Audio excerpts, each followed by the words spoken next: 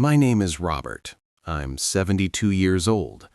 I'm recording this because there's something I've been carrying for a long time, and I think I finally understand it now. Too late to do anything about it, but I understand. It's about my wife, Ellen.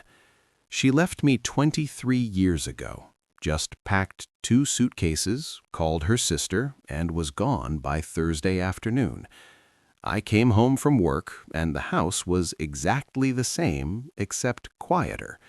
She didn't take much, left the furniture, left the photos on the wall, left a note on the kitchen table that said, "I can't do this anymore. I'm sorry."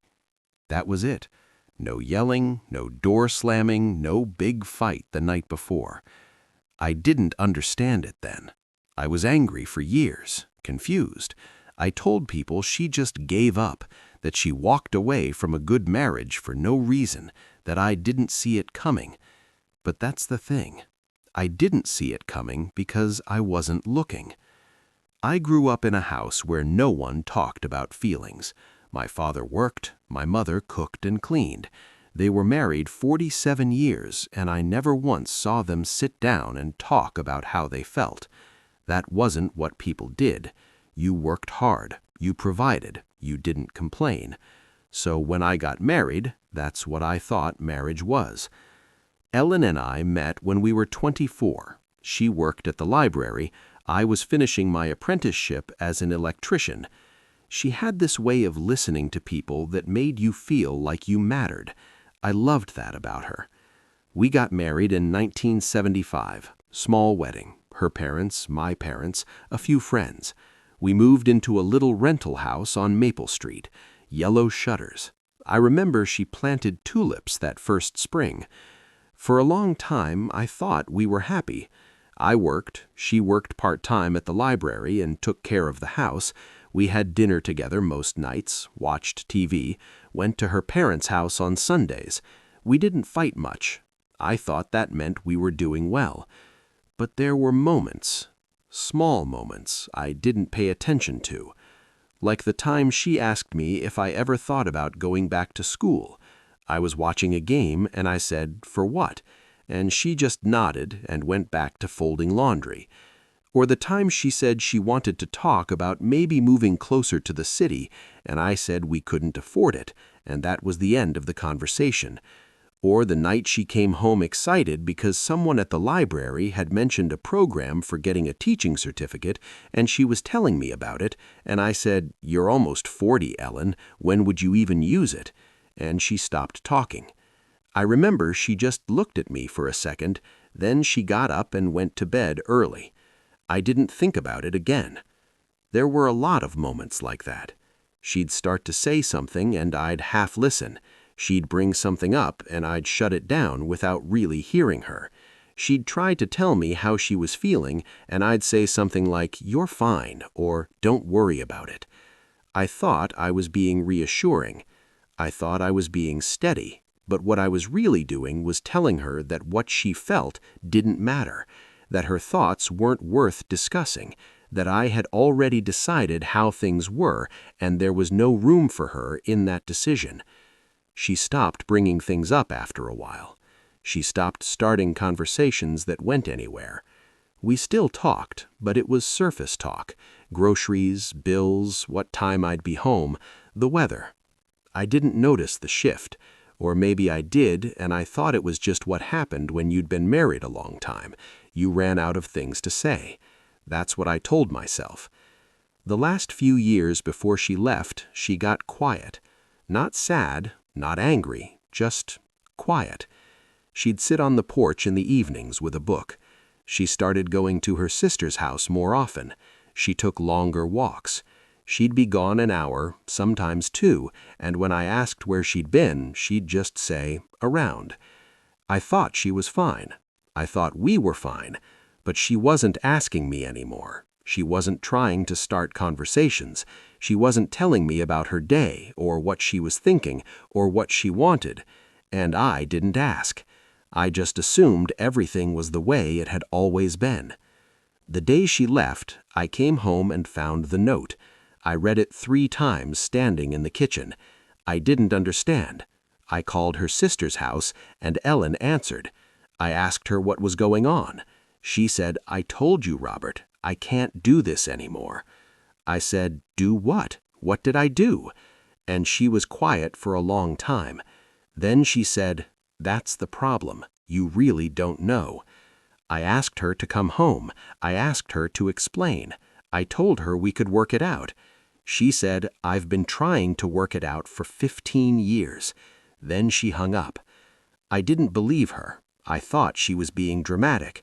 I thought she'd come back in a few days once she calmed down. But she didn't.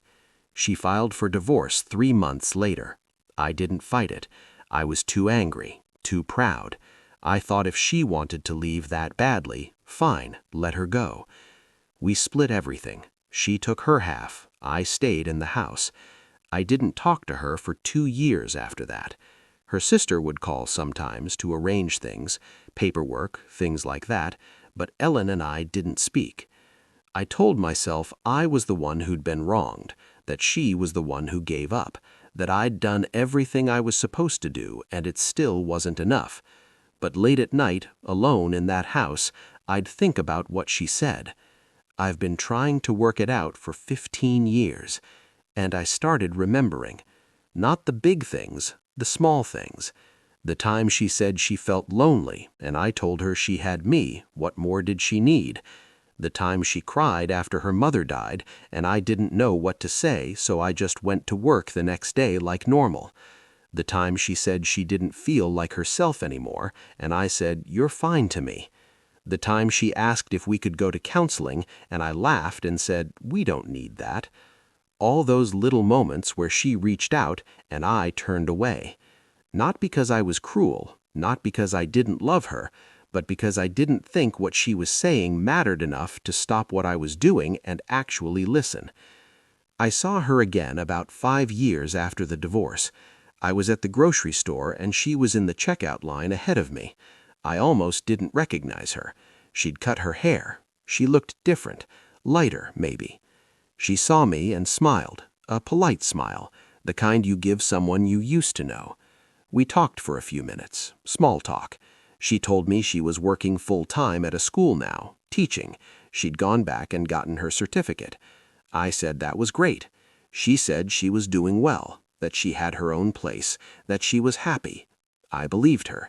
And standing there in the grocery store, I realized something. She didn't leave because she stopped loving me. She left because I made her disappear. Not all at once, not in some obvious cruel way, but bit by bit, year by year. Every time I dismissed what she said, every time I didn't ask how she felt, every time I decided for both of us without including her, I erased her. And she stayed as long as she could.